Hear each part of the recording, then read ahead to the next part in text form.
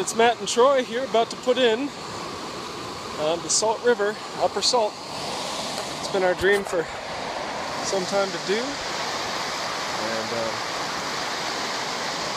there it is right there. So this is where we're starting. The name of the rapid will come to me soon. Okay, that was totally dumb.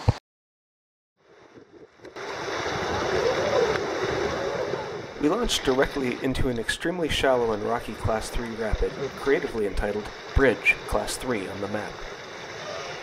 It was immediately clear that the Upper Salt is a lively river.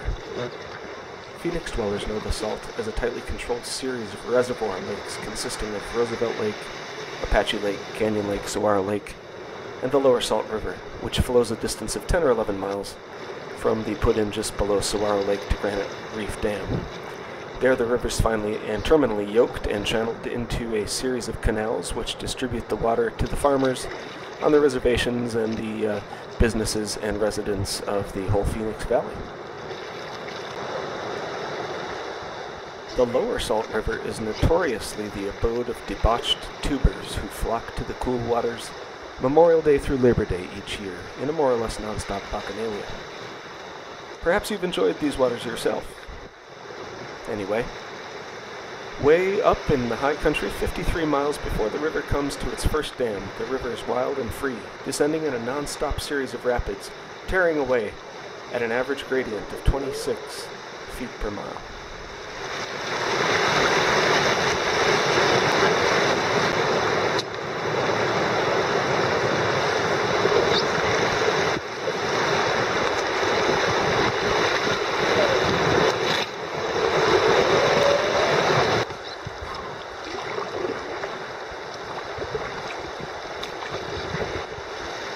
Oh, low bridge.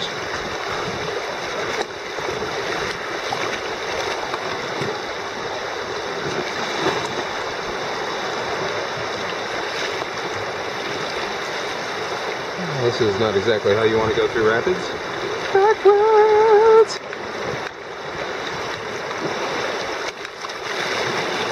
Sideways. Turn that thing around. Kayaking Salt River.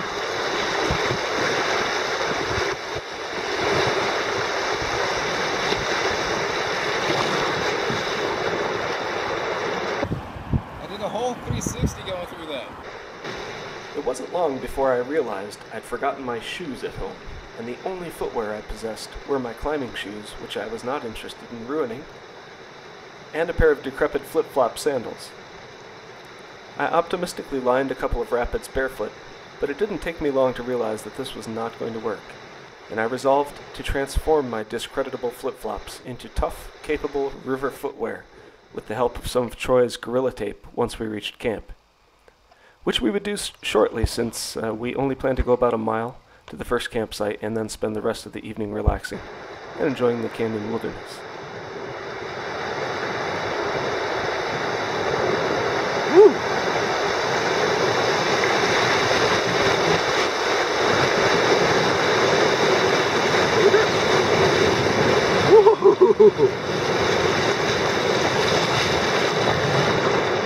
That was a nice dip.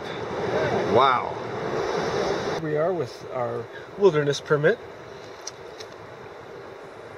We have my permit, Troy's permit, Dan Goodhart's permit. We're very sorry that you can't make it, Dan. You would like it here. Anyway, so here's what we got going on today. We put on by the bridge, and the bridge was a Class 3 rapid. It was a rock garden the whole way down. I had to get up and kind of line my boat down those rapids. Troy did a little better than me and was able to get down in a little bit better style. Then we got Island 2 rapid. That's second class rapid. And I also had to get out there and line my boat down. Then we come to Kiss and Tell, which we both ran with no difficulties. And now we are camped right here in this particular spot, and that's what you see around you here.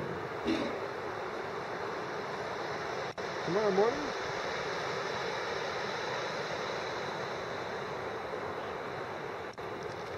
so tomorrow morning we have several Class 2 and Class 3 rapids to go, and we're going to try to camp somewhere on this page, which is mile marker number 10, or maybe over here where there's a little campsite showing by river mile 12. And this concludes this evening's navigation. Thank you, Captain. To my utter astonishment, after we reached camp, Troy reaches into his Mary Poppins bags and withdraws two 24-ounce Asahi beers. He was making it through the rapids better than me, weighing more than me, and with 48 ounces of beer. Troy's a hell of a riverman.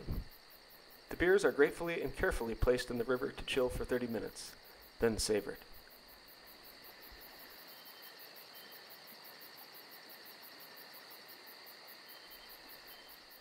It's time for us to get on some dry clothes, enjoy some refreshment, and time for me to get to work on my river sandals. We hope you'll join us in this unapologetically amateur video series as we spend the next 6 days and nights floating deeper and deeper into the remote Upper Salt River Canyon wilderness.